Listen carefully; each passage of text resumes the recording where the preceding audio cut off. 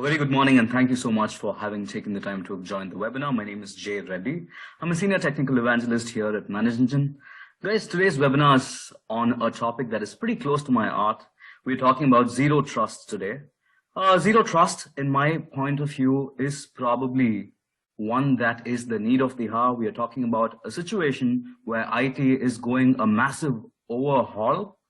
Now is the time when we take realms and we go forward, understanding what we essentially need to reiterate. What was okay back in the day isn't the same right now. We're going to try and reimagine how your cybersecurity framework can work in your favor. That is the idea behind today's webinar. Once again, thank you so much for taking the time out. The webinar today is being recorded. In case if you have questions coming up during the course of the webinar, please feel free to shoot your questions.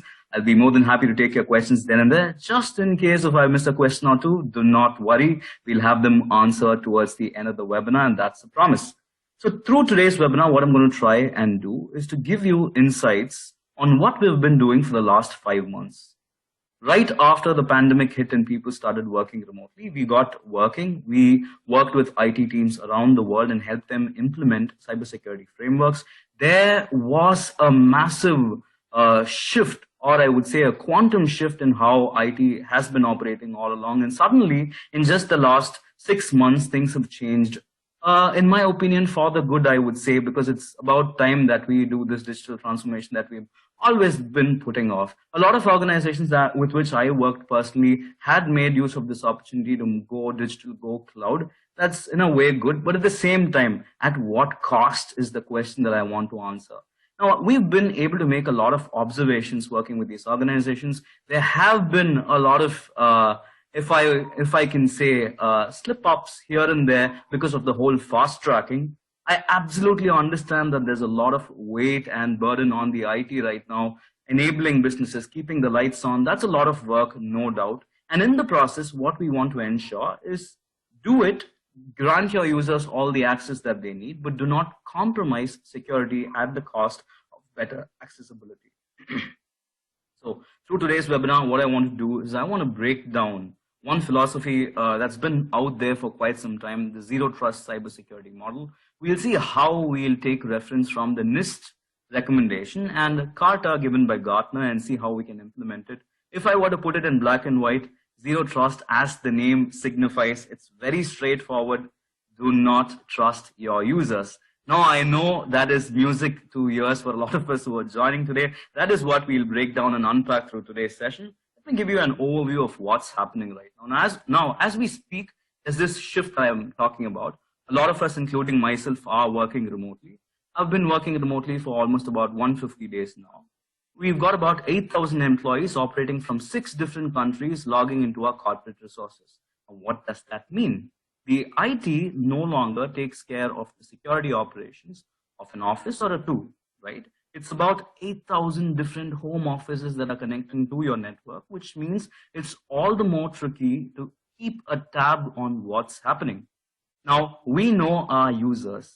I love this phrase. I've been doing this for quite some time, and it stands the test of time because the security of your organization is only as strong as the weakest link. And in most cases, the weakest link has always been users. And now, of all times, your users are playing a major part in your network security itself. A while back, I got the opportunity to work with Martin Kuppinger from Kuppinger Cole, and he's an analyst in the IAM space. We've had discussions helping organizations, and we were able to just narrow down to one point where user identity access management is becoming the very center of cybersecurity management. That is the idea with which we'll go forward. And while working remotely, it's quite obvious that your users are going to try and make the best of it, try and be a little flexible. While working remotely, you know how it works. There's a little bit of difficulty in tracking their behavior. And trust me, it's not just about enabling your users to bring their own devices, but also while they do it, do they just bring their own devices? They very much bring their own vulnerabilities along with them while they access your network. That is the trick that we want to essentially demystify. That is the challenge that we want to solve. So we will constantly need to understand the fact that back in the day, what was right, which was your perimeter, which was your Network security that was priority is no longer the need of the hour. In fact, as how we see it after speaking to so many CTOs, it's very clear that organizations are going to still go on working remotely even after the pandemic is long gone. Now, people have kind of gotten accustomed to the idea of working remotely, and it can stay a little bit longer than expected. So that being said, it's about time we prepare. It's about time we have a few practices in place, first and foremost by not trusting users. Now, why do I keep saying this? I'm not trying to sound paranoid right here. Now, for a long time, trust has been an implicit function. Any user within your organization by default is granted a lot of access and they're trusted. That isn't the case anymore. Your users are accessing your resources from their home internet and home Wi-Fi, and all that an attacker is looking for is that one window of opportunity to pounce on. Now, attackers are very meticulous. They wait it out. They understand your user behavior. They wait for that right window of opportunity. They very easily do a spear phishing attack and socially engineer your users into giving away credentials. Now, this was back in the day while they were working from office. Now it's become all the more easy. You keep listening to all these reports of how critical stakeholders in your companies are getting hacked while they're working from their home, using their home networks. Now, the thing about home networks is you can't be 100% sure about the configuration. There are a lot of security loopholes. Even if it had the best-in-class security, we are also talking about a connected home network where there are other physical devices, non-corporate devices, if I may. Talking about an Alexa or a Google Home or your Ring security systems and how they get compromised and how they could be that first touch point for an attacker to do all the rounds from there, all the way to your corporate network. So it's becoming a little tricky for administrators and security folks to contain the whole damn thing. So in fact, Microsoft, along those lines, they went on to make a very straightforward announcement. I appreciate it on their part. Now, we've seen a tremendous surge in adoption of Office 365. Over the last couple of months, if I read my reports right, about 600% increase in Microsoft Teams adoption. That is a very intense adoption. And I'm pretty sure while doing that, it is important. A lot of us would have taken the best practice route, but again, all reports point to that one direction, where Office 365 accounts, where Microsoft Teams accounts have been the target for a lot of attackers. It's an easy entry point. Now, when we're trying to build such configurations, such hybrid infrastructures, there's an innate challenge. There are legacy systems like Active Directory. There are cloud systems like Office 365. They tend to connect with one another. If one of them is compromised, your entire network security is down even before you know. And that's exactly what Microsoft also went on to announce. And based on their research, it takes less than 2 days or 48 hours for an attacker to compromise and get into your domain and get or take over the domain admin credential itself. That is the idea with which we're working. But trust me, this is not even the scariest thing. In my opinion, the scariest part is where your security systems are in place. You have a tab on every user activity, but still attackers lurk in your system as we speak, and they're out there pretending to be remote users and exfiltrating data, and the whole process being unnoticed for months together. The challenge in my point of view is the whole deal with behavioral studies. Now, with remote working, it's quite funny to observe the fact that the behavior of your attackers and that of your users working remotely pretty much resemble one another. Why is that? Attackers tend to work in non-business hours. Mostly that's how it is. Your users working remotely work out of non-business hours. They're flexible that way. Attackers try to log in from a different IP that was not mapped before. The users tend to do the same thing. They are accessing your network from outside. Your users working remotely are doing the same damn thing. So the whole deal with identifying who the attacker is becoming a lot more challenging than how it used to be back in the day. So it's taking more time. We ran surveys. We were able to get this number. 68% of breaches are taking more time than a month to discover. And you know how sort of a damage could a breach with such amount of time an attacker in your system can cause. So we'll need to definitely reevaluate the whole equation, because we have that one parameter still existent in our system, which is users. Now, as you go on provisioning new identities for your users, it's just all the more opening new doors for an attacker to crack in. And we have users who would click on an email that says, do not open. We have users who would download an attachment that says, do not download. Now, how do you go about educating your users to do the right thing, especially while they are not at work? Now, all the data that we keep going through just points out in that same direction where attacks are on the rise. There was a dip a couple of months ago when security was at its helm, a lot of practices out there. 2019 was an okay year, but 2020, since the start, it's just been an upward trend on, and the cost of breaches are also going up. It's not just about the cost. It's not just even about the reputation of the brand, but trust me, organizations in the healthcare domain, you keep hearing reports where UK, NHS, the health system in National Health Scheme and all the hospitals associated with that in the UK were how targeted for PHI and EHR, electronic health records and patient health information. So what do? It's not just about disrupting business, it's about lives on the line. So it's about time we understand and start educating our users. But even though all said and done, you still have users who are falling prey. All data points towards that, because why? Users are curious. They are ever curious, and they definitely click on an email that would say it's from the it's from the World Health Organization or from the CDC. It's pretty easy to trick them into clicking an email of this sort. In fact, from where I'm presenting to you today in India, about a month back, we had one of the biggest cases in history.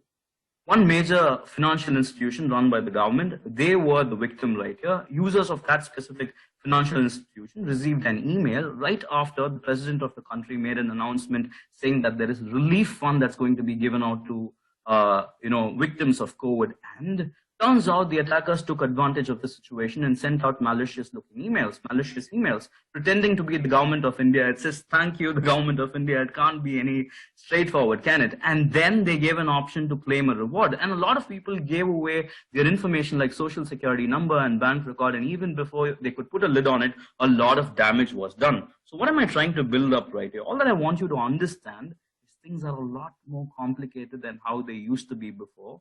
And the line between what's a corporate device or an endpoint that you've been monitoring all along and what's your user's device is kind of already diminished. While your users are accessing any of these malwares, if a payload was deployed in one of their personal devices, that doesn't stop the payload from entering into your network. It becomes very easy because your users are going to come back, VPN into your system, get all the access, get all the authentication, do it the right way, but still end up infecting your network too. So what do? We've kind of understood that 2020 has been a challenge. We saw the year in review. Now we'll have to understand the obvious, which is the depth of perimeters. Now for quite some time now, a lot of us have been hearing about the logic of deperimeterization. It's been there since 2004, if I'm not wrong. Over the years, it's taken different forms and shape. A long-standing philosophy for security has always been the M&M philosophy, where it's crunchy and hard on the outside, your perimeter, and whatever is inside is mushy and chewy. We're talking about a system or philosophy of security where any user inside your organization by default is assumed to be someone who is safe. This is the traditional model. Your users inside your perimeter are trusted with resources, with accesses, with credentials, whatnot. And everything that is outside the network is untrusted. Now, this is very binary and this does not work anymore. We have users who are outside the perimeter. In fact, if I were to say the perimeter has not completely died, it's just been reimagined. It's not your network security. It's not on-prem. It's all over the place. All those 8,000 offices from where my colleagues are working from, they form the perimeter for my organization. With all these new applications that have been provisioned for these users, I've got 3 new applications in the last 1 month. All of them are cloud-based, all of them single sign-on, all of them integrate with my Active Directory account, whatnot. So with just one thing gone wrong, everything in your network can be compromised even before you know, because now the perimeter has blurred out. An attacker infiltrates into one of your systems, a home network, even before you know, they start moving laterally. They infect one system after another, and the rest is history. They get an initial foothold. It could be a phishing attack, like I told you. And you know how and what is the state of security for a lot of identity providers out there. be it, let's say, Active Directory. It's been around for quite some time now, about 2 decades now. There's not been a considerable upgrade to security policies in Active Directory. But attackers, on the other hand, have had all the time to learn every trick in the book, to explore every single loophole, exploit every vulnerability that is out there in the system, and still we haven't been able to do the best with identity management right there. Now, if an attacker just gets hold of a normal user, no privileges, just a normal user who is a part of a domain users group, just basic read privileges will give an attacker a lot of information. A basic LDAP injection or a query will give the attacker instant access to all user data inside the Active Directory.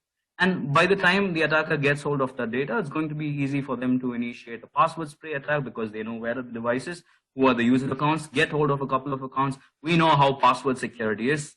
Not very strong, I'd say. We still have users having a password at 123. What do? Attackers go on, infiltrate into your system, do a reconnaissance, capture more accounts, and by the time you know, like Microsoft pointed out, within a span of 2 days, they'd be able to capture your domain admin too. Once they have done it, the rest is history. What more can you do? Because all of this boils down to what data you have within your organization and how strong is your perimeter protecting the data that is inside your organization. With that one initial foothold, your entire security is down. Why is this a problem? By default, any user who's within the organization is trusted. Now, this is where exactly zero trust comes in, where we'll want to reimagine the challenges that a perimeter-based security model is having all along and see if we can get rid of that. So like I pointed out a while back, users bringing their own devices is a problem. Users bringing their own identities like social identities to access corporate applications is a problem.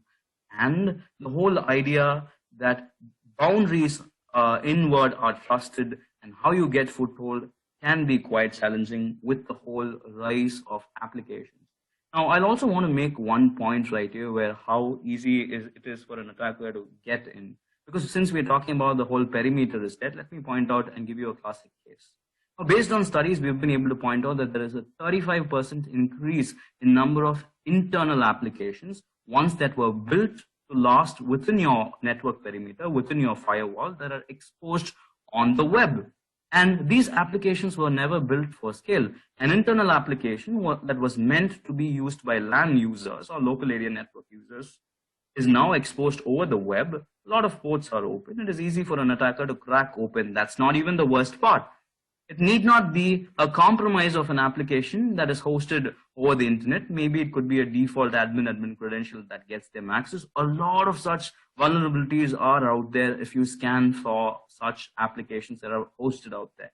That's just the beginning of it. What if attackers get hold of that information, try and build malicious sites that would get your users to fill out a simple form, get away with a credential in no time? So it is quite obvious that trusting your users with a perimeter and figuring out that it's all over the place is all where it starts. So what we'll try to do is we'll try to see how we can implement zero trust. Now, NIST, they've done a good job in giving out a very simple framework. The document is about 55 pages long. And if I were to give you some background about NIST, they've been out there in business for almost about 100 years now, and they've done a good job in giving away guidelines to a lot of people who are looking at it. Now, these are not like your out-of-the-box regulatory mandates. The guidelines that are given by NIST are more directional. It gives you a sense of where you want to head. And most cases, including federal agencies like the Department of Homeland Security or many other agencies, do follow NIST, FBI, and so on and so forth, do follow NIST guidelines to get up to speed. And the framework that was proposed by NIST back in August, if I'm not wrong, the whole framework has been reimagined for zero trust. Now, zero trust as a policy or a philosophy is almost about a decade old. Forrester were the ones who first built the zero trust framework or brought to existence zero trust. Before that, it had different names. It was called the least privileged approach or the just-in-time access, multiple names, but then it was reimagined as zero trust. And since then, it's been used by a lot of organizations in various forms. But in the last 6 months, it's been more relevant than ever before with the whole remote workforce coming into the equation. So if I were to break down the documentation from NIST, they're very straightforward, just 3 tenets to it. They're starting by saying secure your access, control your access, and inspect traffic. It can't get any simpler. Now let me unpack what is securing the access. When it comes to securing the access, what you need to understand is we'll need to have a clear-cut mechanism of tracking and delivering permissions to users. Who requires what permission? How are you going to authenticate them every single time when they're making a request for an entitlement or an access? Now, when you're trying to do this, there also comes a point where you need to build a model where access is only based on need, on-demand access. So by default, nobody has access over anything until and otherwise proven. Every user, every access request has to be considered malicious, and only if proven are they supposed to be given access. With respect to control, least privilege is the way out.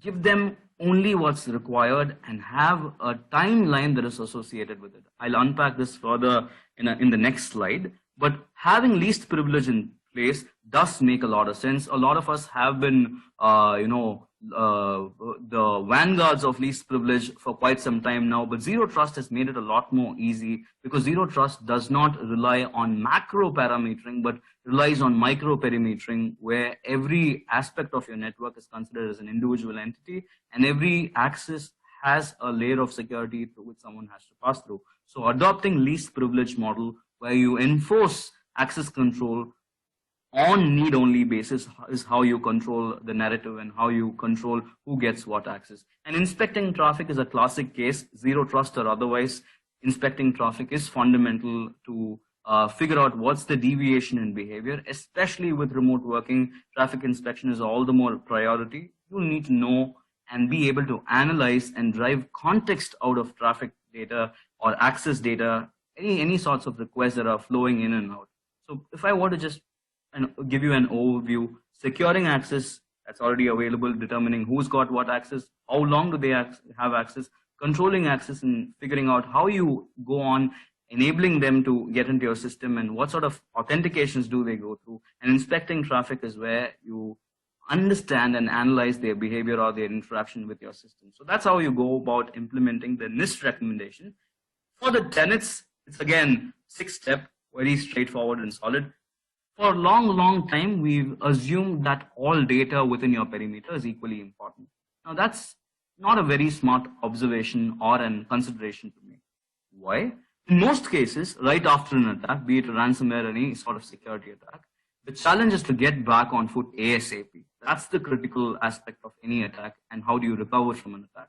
Now, the recovery time objective and point objective have to be stringent as possible for this. And when you have your entire data marked as or labeled as mission critical data, you'd want to start from scratch and back up or recover everything. That's going to take forever, by which time enough damage would have already been done.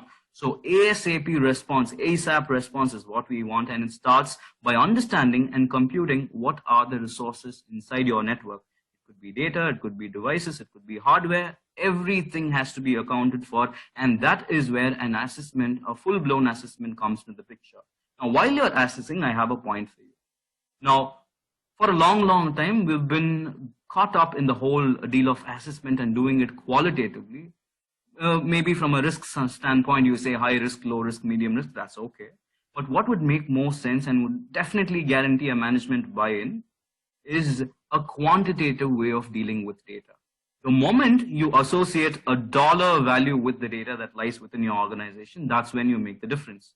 You'd be able to immediately realize what is at stake, and you'd be able to prioritize what is mission critical. It could be your identity access management data, employee data, transaction history, your customer data you never really know. Your business, it can be very contextual. If it's a healthcare organization, PHI, a financial organization, transaction history. So you will need to be able to pinpoint, classify data and label them based on what is essential, what is mission critical as we say it, and what needs to be recovered first.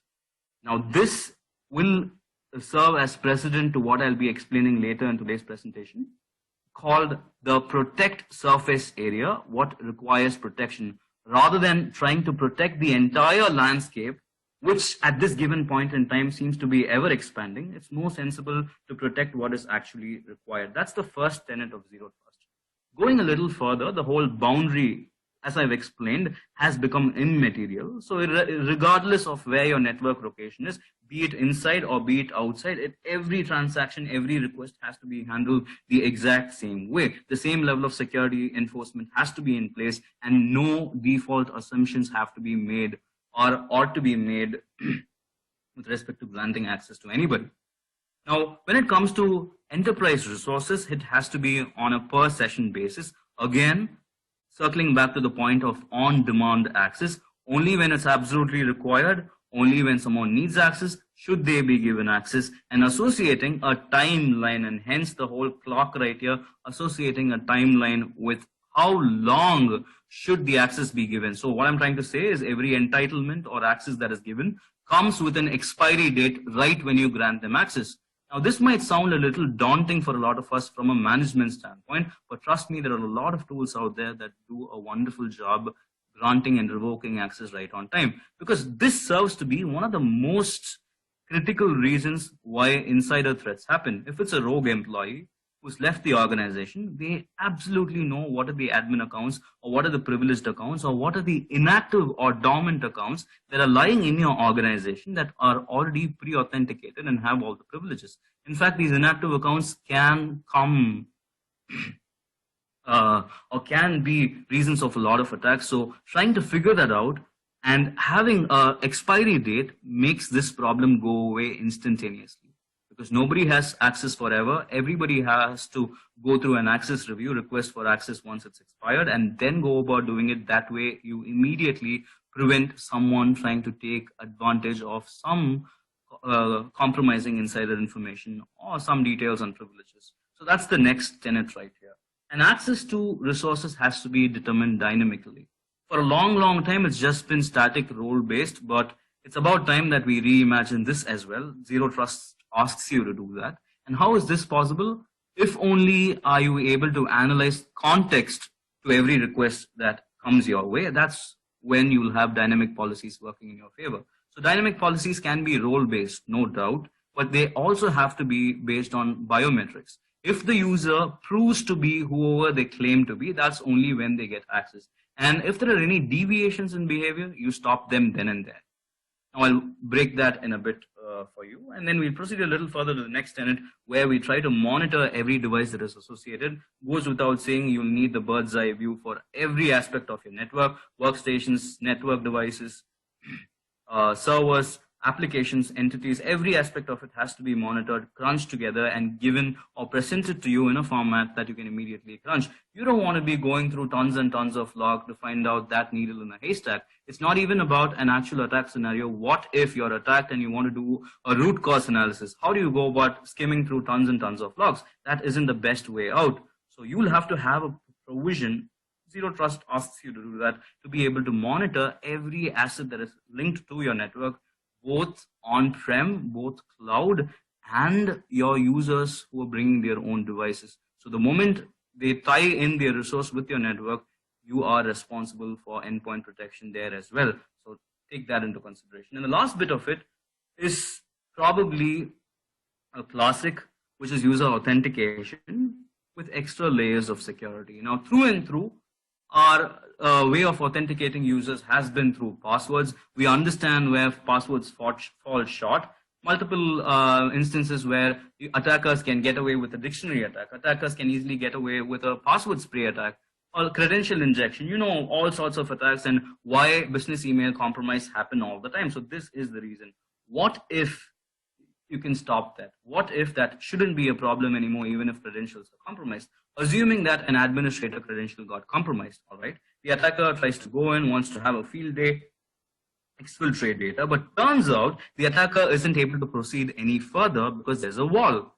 The attacker hit a wall where there's a verification code that gets sent to the administrator's ID. And now, more so, it's all the more relevant with the whole deal with working from different locations where credentials are being shared. It makes sense to have a second factor of authentication right at the logon. For a server, for a workstation, makes a lot of sense. A second factor right at the logon, be it Mac, Linux, server, you never really know. You would want that second factor right there. Not at an application level, not at trying to access and giving them provisions to access all this. Right at the level where someone gets the first touch point in, right where a compromise happens, that's when you have multi-factor in place. In fact, if I were to go by that norm, I'd want to give you a recommendation before I break down the components of zero trust right here. Now, if you're an Office 365 user or you just moved to Office 365, you'll need to understand that the Department of Homeland Security, about a month back, they stepped in to give away best practices for Office 365 migration. Why? There are a lot of checkboxes that we need to check. And in the whole process of fast tracking, there were ones that were missed out. No problem at all. We've done a good job. But for us to get a real-time picture, just iterating back to this point where we are talking about tenets of zero trust, one of the things is multi-factor authentication. So to prove my point, to just help you assess where you stand, I'd want you to do this one quick exercise, all right?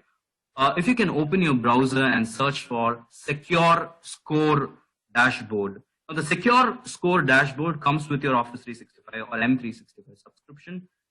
You already are entitled to the dashboard. Now, if you log in as an administrator, it gives you a very clear-cut, real-time picture of what's your current network security posture.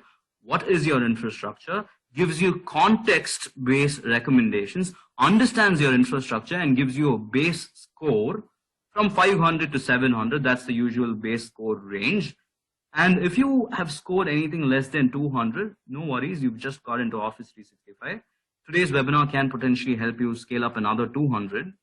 Now, through and through, if you've got 400 plus, you're in the safe zone. If you've got 500 plus, fantastic, great job. So through and through, what I want to let you know is you have provisions out there like the Office 365 Secure Score Dashboard. I'll give you a real-time picture on how is your Office 365 infrastructure configured. And the first recommendation, if you haven't enabled MFA, is asking you to enable MFA. They have a list of recommendations that are very contextual to your environment. And most cases, multi-factor authentication is the first one. And implementing this today is very easy. It's cakewalk. A lot of solutions out there. You can implement a lot of plug-and-play solutions. Your users aren't also new to the whole idea of MFA. They keep doing it for their Google, Facebook, whatnot.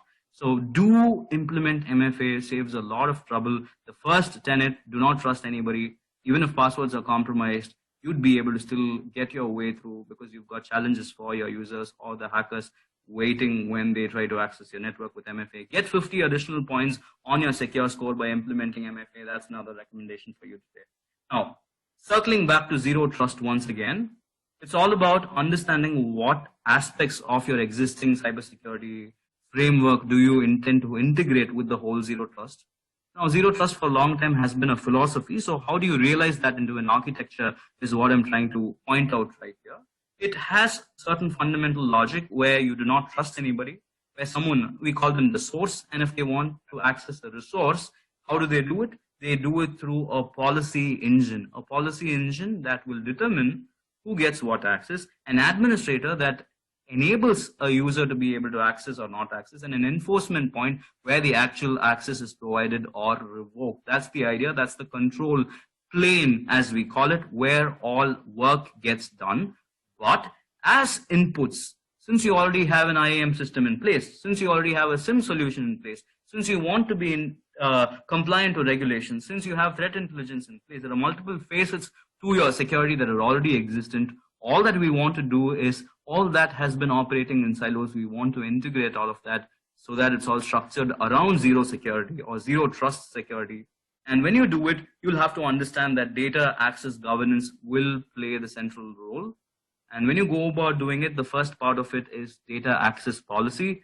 Through and through, we'll have to understand that there is Office 365 that's common. There are file shares that are happening all over the place. So having a stringent data access policy looped in with your zero trust framework makes sense. Who gets what access to what data is very, very critical. Being able to track that, audit that, monitor that, which is the next part of the session, is very, very important. If you're on Office 365, get your DLP, your data leak prevention rules configured right. Get your auditing policies configured right. There are a few native limitations to how it's done, but I'll help you break them down too in a bit.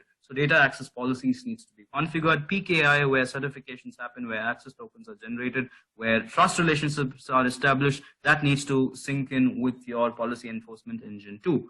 Identity management will determine right from the word go as to who gets what access, based on what criteria is someone entitled to an access, ensuring that there's no privilege creep that is happening. While modifications are done to identities, there are no anomalous modifications, unnecessary privilege escalations or group or GPO changes or group modifications don't happen. All of that is ensured by your identity management that is stringent, all the way to removing inactive accounts, all the way to ensuring that inactive accounts do not have any privileges on any of your resources. That's where identity management inputs come into the picture. And SIEM, obviously, in helping you monitor all sorts of resources or network devices that are plugged in, and how do you draw context from it to determine who is a risky user, who's not, and whether you can trust somebody in granting them the access to the resource or otherwise.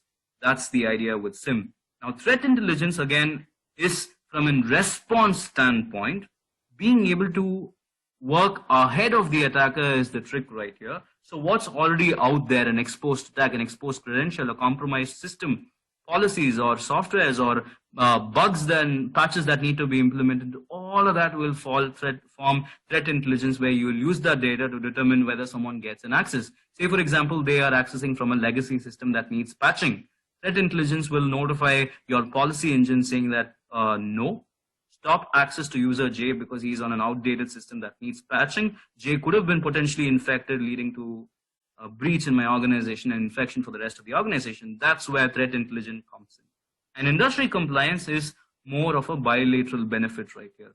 When you have all of this in place and zero trust in place, by default, since you're auditing, since you're monitoring, since you're keeping tabs, since you're ensuring security that is proactive, you become immediately industry compliant to regulations like FISMA, PCI, HIPAA, GDPR, or CCPA for that matters, even the new ones, you'd be able to do that out of the box. So that's the whole deal with the control plane, and how do you go about integrating all of this in real time. Let me just give you a very cyclic flow. I've given you an overview. If I were to give you a cyclic flow, I'll break down what's a PE engine or policy engine. That's where all decisions get made. It has to be smart, it has to be dynamic, it has to understand context, and who gets what access is determined right here.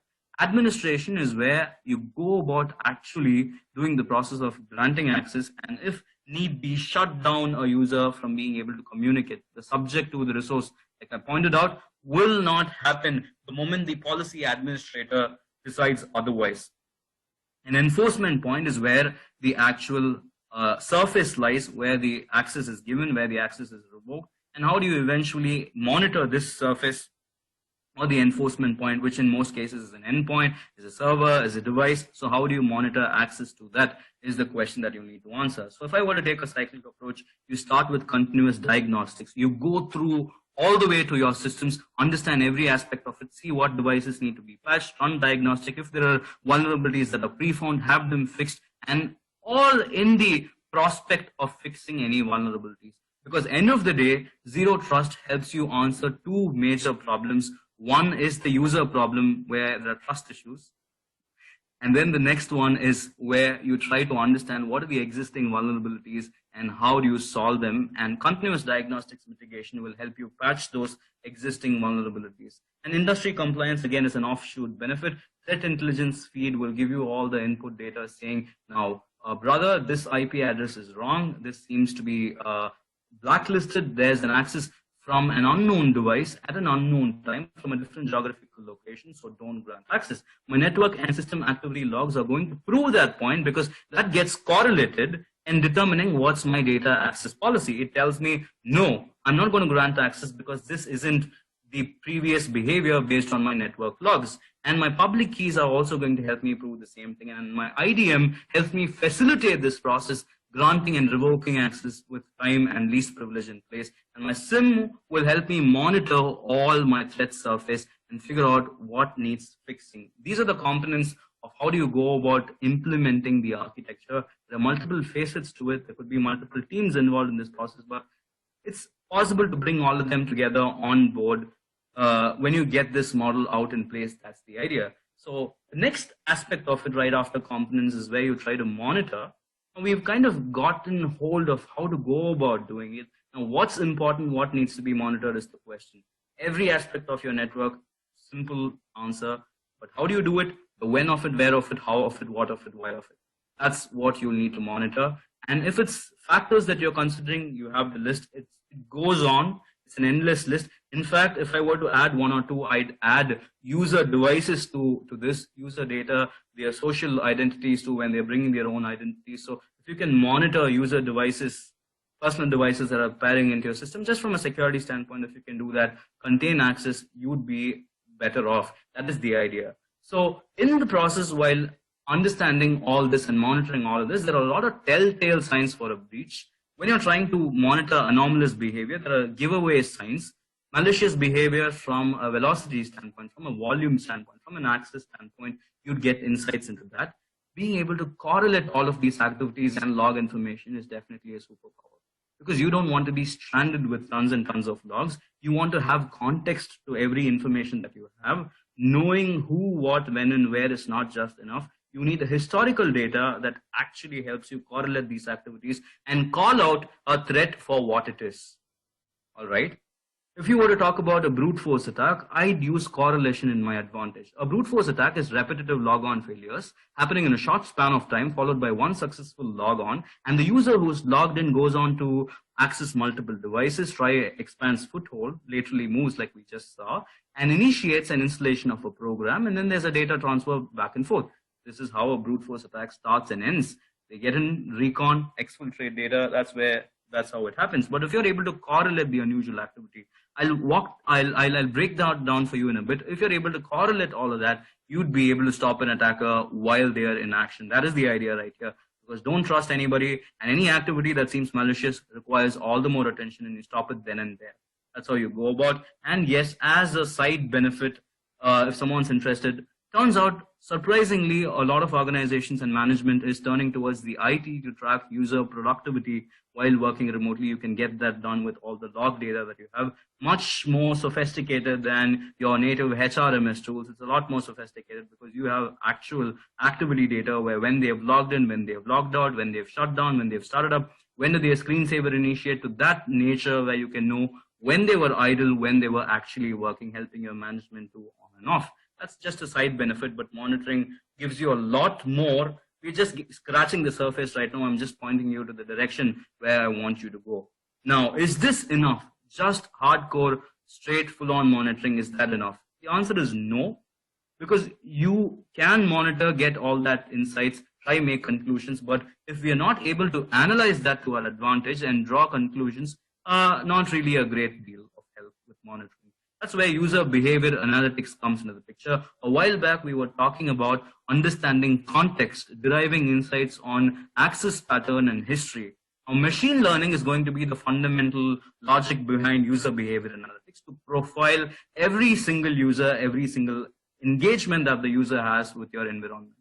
Now, when you're trying to apply machine learning, the beauty of it is it takes into account historical data, all sorts of biometrics, like their location, their network range, their IP reputation, the device from where they're logging in, the time of the day, the access velocity, volume, excuse me, the nature of their access, all of that gets taken into account while a profile or a risk profile, as we call it, is drawn for a user.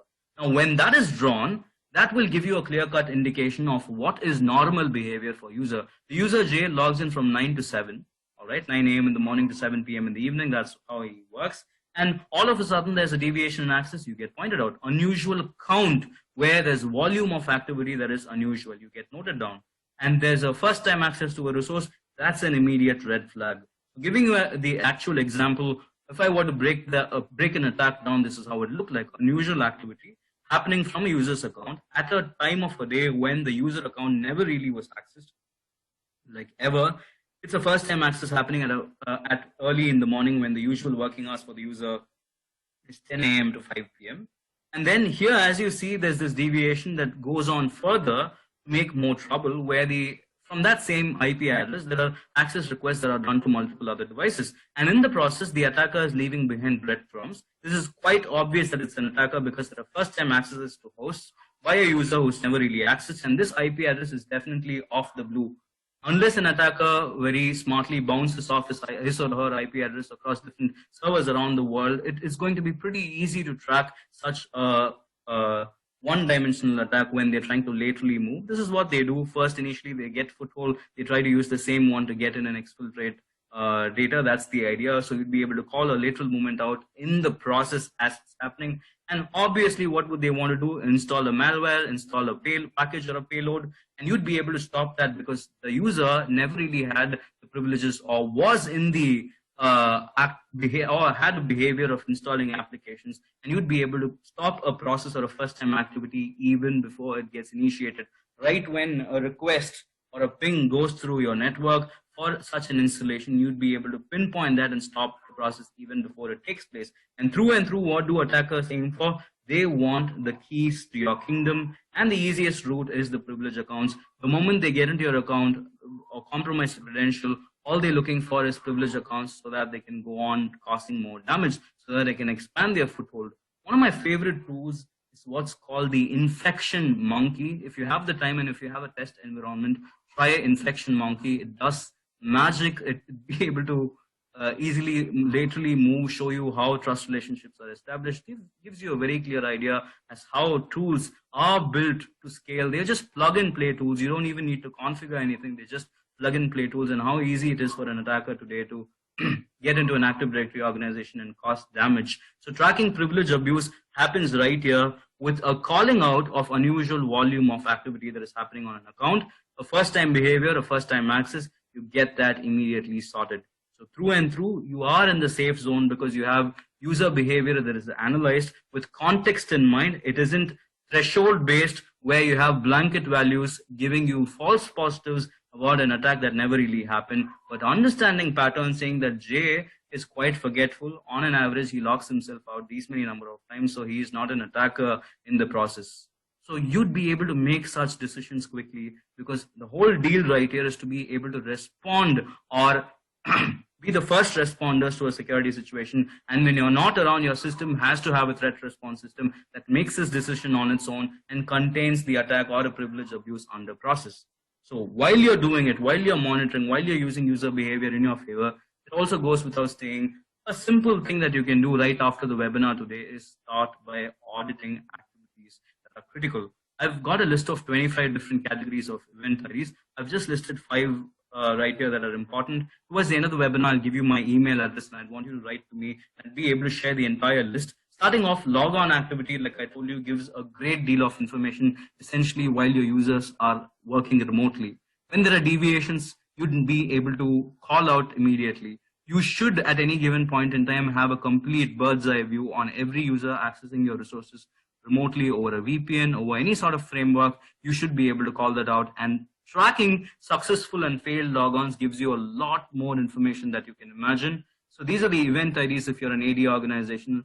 Have auditing turned on for these event IDs. From a group membership standpoint, since we were talking about tracking privileges, you've got the list of changes and IDs that track changes to critical groups. And account lockouts, again, can be a great deal of trouble. Essentially, when you're trying to do zero trust, one of the first lines of defense right after passwords is account lockout as a foolproofing mechanism. But turns out it can be an operational hiccup too.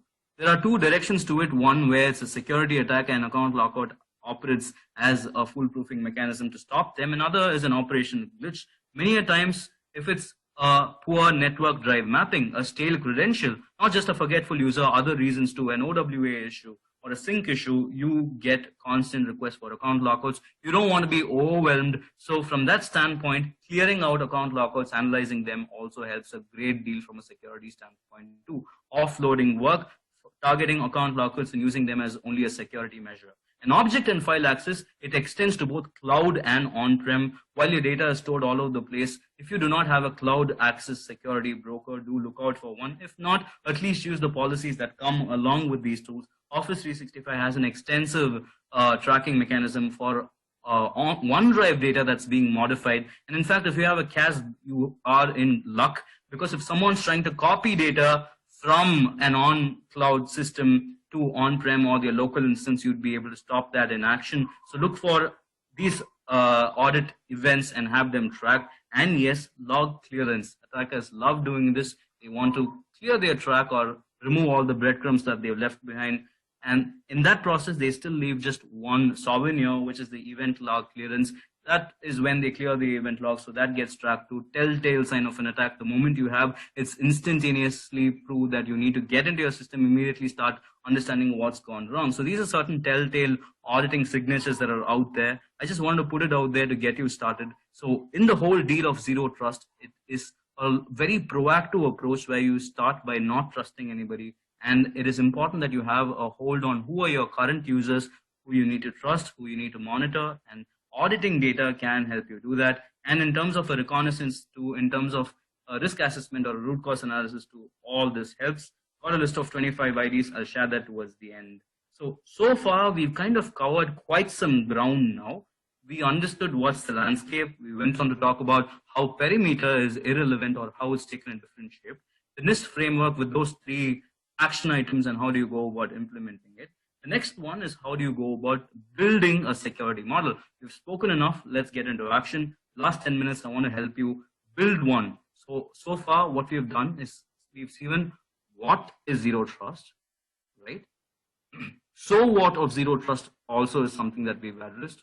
And the now last part of it is now what of zero trust.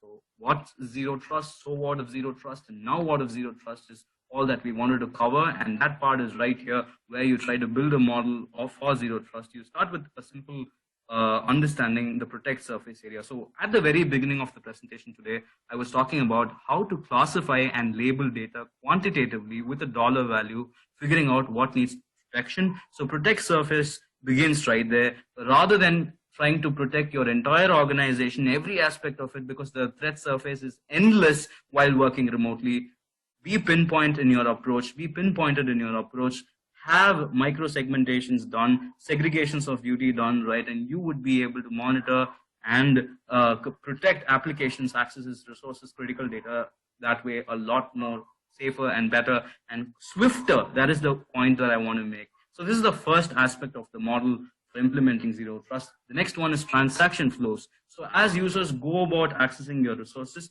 you need complete visibility in how it happens. My recommendation to you right here would be implementing a workflow for every access request. Now, the challenge while working remotely is the arm twisting that happens at times, or is the pushing that happens at times. Users try to just point this one problem out. They want to get something done. They want access to a resource immediately. What do we do as administrators, as security folks? We want the business to go on. We do our best to ensure all security and we give them access. But at times, turns out a lot of users do that just to hoard privileges or licenses that they would never use. So to avoid that and to also keep a track or a trail of how permissions were given, it makes sense to capture the transaction. When was it requested for? Who was provided access for it? How do you go about having context associated with it? Who are the stakeholders who are going to sign off on that access? There has to be a request, review, approval mechanism for every request that gets done. And that way, only what is absolutely required will be given privilege to. So that's the second part of it. Next one is where you architect a zero trust network. So through and through, we've identified that zero trust is a philosophy, and architecting it is very contextual to your organization. There are many moving parts, and being able to micro segment them makes a lot of sense. Consider your organization to be a big bank, right? Any data in your organization has to be safe kept. Now, there are small lockers in your organization with different keys to them. Now, that's the whole deal of operating zero trust and resources in your network too.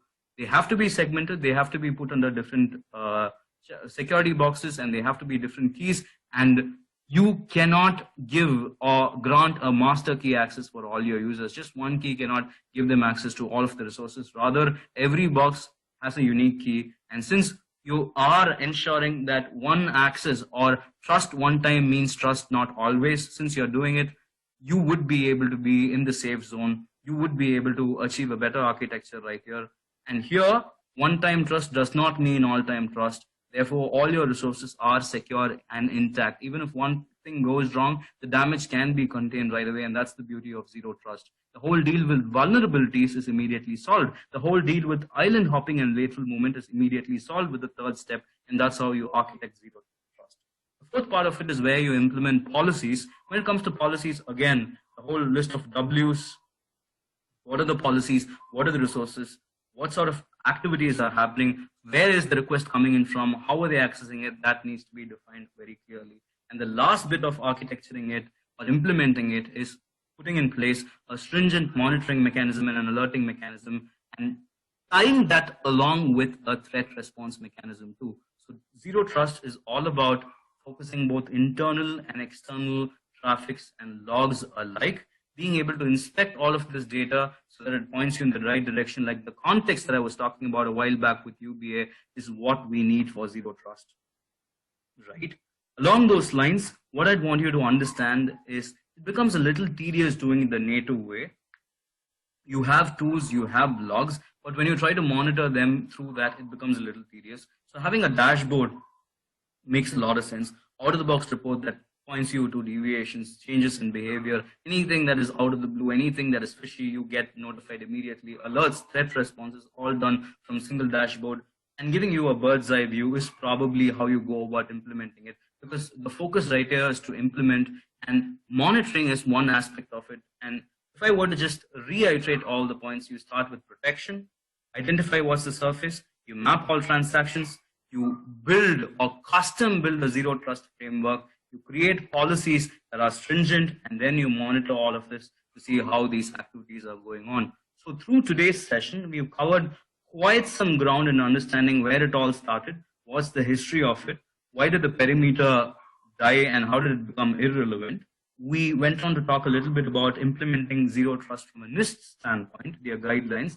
And the last bit of today's presentation is the action that I want you to take right away. Right after we end this presentation, if you can use this model to see what aspects of your security fit in, nothing better than that, and I'd be a happy person. So here, it's pretty straightforward. You start with the first aspect of it is with the aim of preventing any attack. By default, all policies have to be adaptive, so someone does not get instantaneous access, because we want to keep all the bad stuff out of your system. So adaptive access will ensure that only on need-only basis, after authenticating and verifying who the user really claims to be, do they get access. So immediately you prevent attacks from happening, or credential compromises or account takeovers are going to be irrelevant right after you do it. And when you're trying to monitor, you're able to detect deviations or incidents with user behavior analytics, because you're continuously assessing your system for risks, and trust is only based on what they prove. So by default, all access requests are considered malicious. Only when they prove that they aren't are they given any privilege into your system. That's the whole deal with detection, monitoring, usage. The next part of it is where you respond through a threat to a situation, because here you want to manage any sort of usage or activity or access. While you're responding, it makes sense to have automated threat responses and threat intelligence working in your favor. And the last bit of it is to take into all these factors into consideration, and then have a predictive model right there in place that can stop, have visibility, have God's eye view across your network devices, assess your inventory, and be able to give you that upper hand over that attacker. And in the process, it's a cyclical loop where you discover what's your newfound requirement, how do you patch that, how do you risk assess, how do you build a disaster recovery plan. So all of that is intact. You're constantly keeping reinventing your policies. You tend to be compliant in the process. You adjust and readjust your posture. It's a journey when it comes to zero trust. So we understand that these are tough times. Doing the whole deal of zero trust implementation can be a little daunting as is. And native tools don't really help you do that. But this model that I've walked you through today can give you that head start that you've been looking for if you're looking at zero trust and if you're working remotely. I hope you found the session today useful. You've been such a lovely audience. Thank you so much for having taken the time. My email ID is right on the screen. If you have questions, I'd be more than happy to take them right now on chat. If you have any other clarifications or you want to book a session, I'd be more than happy to talk to you. My email ID is right there. Do write to me. The session today was recorded. If you want a copy of the video, again, do let me know. Or if you want the presentation deck or the resource, yes, before I forget, the 25 list of event IDs that you'll have to start monitoring while you're working remotely. And if you want to implement zero trust, do write to me. I'll share the entire list of event IDs. A very useful resource to start with. Just Active Directory auditing can get you a long way. Guys, you've been a lovely audience. Just a quick request before I wind up today's session. You all stay safe and take care and stay healthy. Wish you all good luck. Thank you so much for joining in. Jay Reddy, thank you so much. Bye-bye. Thank you so much, Jay, for sharing your expertise with us today. We really appreciate you taking time to be with us. And thank you to the audience for attending today's webcast, sponsored by ManageEngine and presented by Redmond Magazine. Thanks again, everyone, and enjoy the rest of your day.